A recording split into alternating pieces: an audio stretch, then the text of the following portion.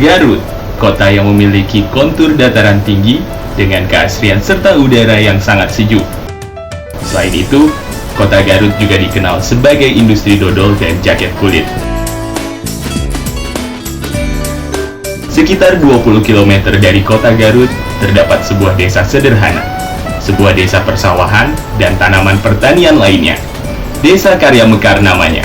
Dari sinilah cerita ini akan mengalir. Ya, jadi di Jawa Barat itu hampir di setiap kabupaten setiap tahun selalu ada upacara yang biasanya dikaitkan dengan peringatan hari jadi masing-masing kabupaten. Jadi misalnya di Ciamis itu ada hari jadi kota Ciamis. Nah, di Garut itu yang khas memang biasanya adu ketangkasan atau yang dulu disebut dengan adu domba. Desa Karya Mekar adalah desa yang masih mempertahankan kesenian tradisional masyarakat sejak lama.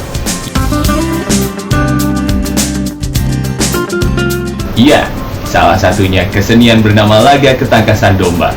Seperti apa domba Garut itu? Dan ingin tahu mengapa disebut domba Garut? Sumber tertulis ya, dan sumber yang bisa diacu secara jelas itu memang agak sukar ya.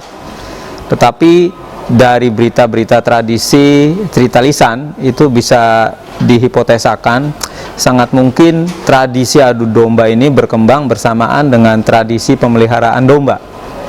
Kapan itu pemeliharaan domba berlangsung? Mulai kapan pemeliharaan domba itu dikembangkan di Garut? Sangat mungkin ketika para menak itu para bangsawan di kabupaten itu mulai memperhatikan hobinya. Kalau di beberapa tempat seperti bangsawan Jawa hobinya memelihara burung perkutut atau memelihara ayam jantan di Bali. Nah, di Garut bisa berkembang dari hobi untuk memelihara domba jantan itu yang bagus, dan memelihara domba diternakan dan dijual belikan. Nah, domba-domba jantan yang gagah dan bagus itu yang dipelihara oleh mereka. Sekitar abad 19, pertengahan abad 19 ada tradisi memelihara domba untuk diperjualbelikan dan juga tradisi untuk mengadu ketangkasan domba-domba itu sebagai akibat dari pemeliharaan domba yang baik. Domba khas asli Indonesia ini merupakan domba hasil dari persilangan 3 jenis domba. Domba Kapstad dari Afrika, domba Merino dari Australia, dan domba lokal Priangan dari Indonesia. Dari persilangan tersebut, lahirlah domba yang bernama domba Garut.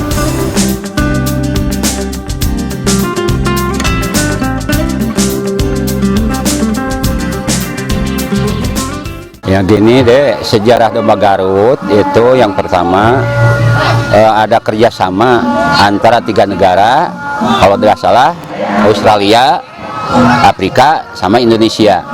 Itu ciri khas dari Australia. Domba yang dipelihara itu dikatakanlah ada udah tahu domba Merino kan, itu tumbuh besar. Yang diambilnya itu ada udah tahu itu dari bulunya kan, dibuat apa itu, buat kain wol. Tapi meskipun punya telinga besar, nah Indonesia punya bibit yang seperti itu, yang unggul, yang berani, punya tanduk yang besar. Dilihatnya juga kalau itu ada moto, gaya di lapang, enak dipanggang, gitu ya, pantas dipandang, gitu domba Garut gitu.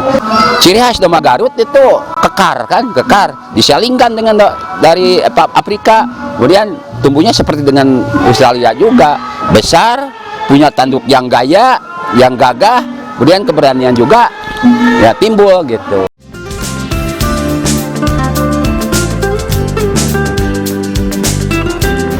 Domba Garut memiliki ciri khas yang sangat berbeda dengan domba jenis lainnya. Badan yang besar dan kekar, serta memiliki bentuk tanduk yang indah, membuat domba Garut menjadi lebih khas.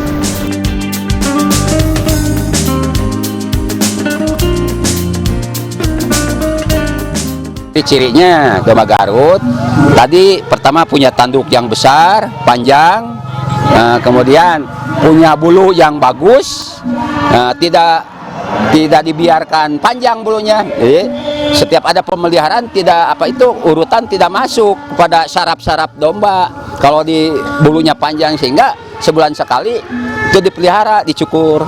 Namanya itu ciri khas yang pertama. Kedua, kalau di lapang ya ada juga melihat gaya di lapang. Jadi juga kan kalau jelek disembelih enak dipanggang, dibikin sate, gitu kan. Kemudian sedang tandang enak juga, pantas dipandang oleh mata kita kan gitu. Dalam perkembangannya, laga ketangkasan domba bukan tanpa hambatan. Sempat terdengar adanya rancangan peraturan daerah mengenai larangan adanya arena adu domba di Jawa Barat. Penyebabnya, selain karena mengeksploitasi hewan dengan kekerasan, ajang ini juga rentan dengan perjudian.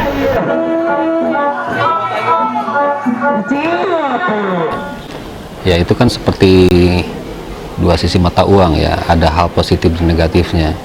Saya ya bisa memaklumi sih mengapa misalnya pemerintah daerah melarang itu, karena mungkin pertimbangannya karena dianggap itu kan namanya adu domba ya, ada citra negatif mengenai adu domba itu.